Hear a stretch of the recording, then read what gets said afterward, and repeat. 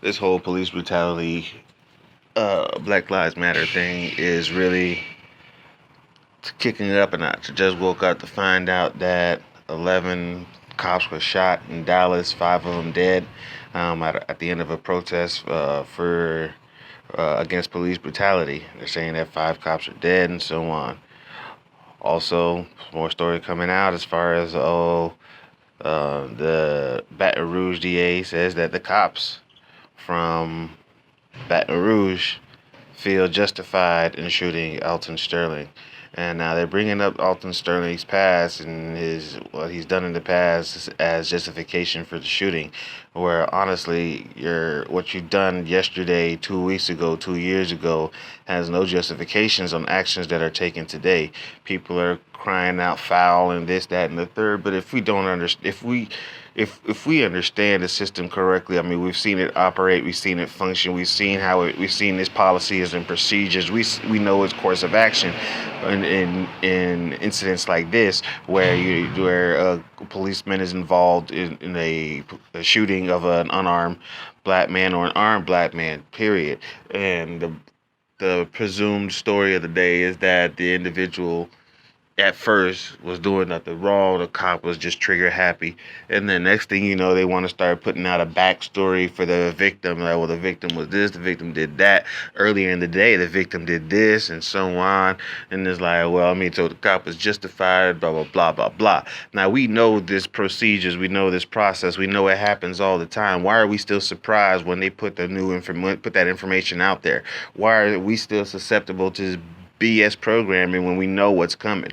Why do we still have to look to these people for information on what's going on, and then buy the information that they give us and then sit there and speculate and criticize instead of just go out and do our own thing? Why? That's the question we need to be asking. Instead of asking why are they slandering Alton Sterling in the media, instead of asking why are they digging up his old mugshot, instead of asking why they digging in his past to try and make him look dirty to justify a shooting, why are we not taking care of the shooting instead? You know that? I mean, because honestly, we already see that's the problem with us. We want people to sit down. We want to sit down and let people do everything for us because we are so used to having people provide for us, help us, save us, do for us, this for us.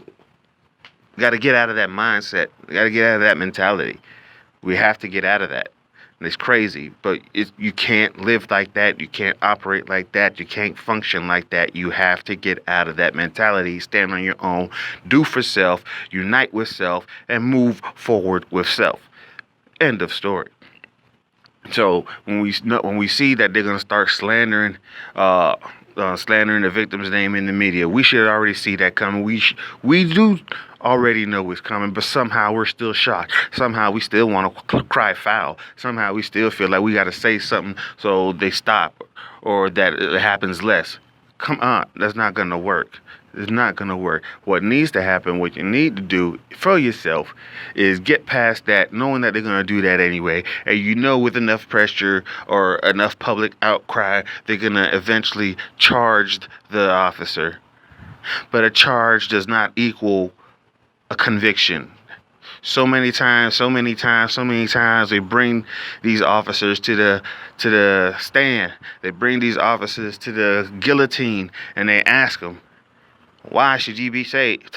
Why should we not cut off your head?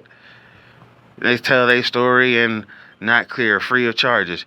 How many times does that happen to a black man? How many times did it happen to a black man? Can you just go up there and say, hey, well, this is how it went down, and they just take it as gospel and move on? And you're free to go. It doesn't happen that way. And especially it doesn't happen when you say, well, you didn't intend to. You didn't have bad intentions. You intended something good. But unless your name is Hillary fucking Clinton, that doesn't mean anything. But hey, I don't know what I'm talking about. In the meantime, a black man, a mixed breed, I ain't even give him a black man, a mixed breed is ending his touring of the White House while there's an uptick in black men dying at the hands of the state. So, Umar Johnson, say what you want about Dr. Umar Johnson. He pinpointed this He pinpointed this 10 years ago, before Obama even made it into office. He said if the black man got into office, what would happen? He said what would happen if the black man made a double term. What would happen? He said what would happen at the end of the black man's term. And look what's happening. So say what you want, but Umar information's factual. He may not be the most presentable person you want him to be. He may not be the most holy roly you may want him to be. But guess what? I don't care about all that fluff. What we need is substance. We need facts. We need truth. And Umar had it. And Umar was on point. He's the only one to show that's right now out.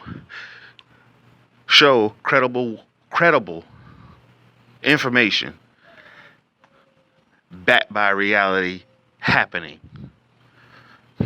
So yes.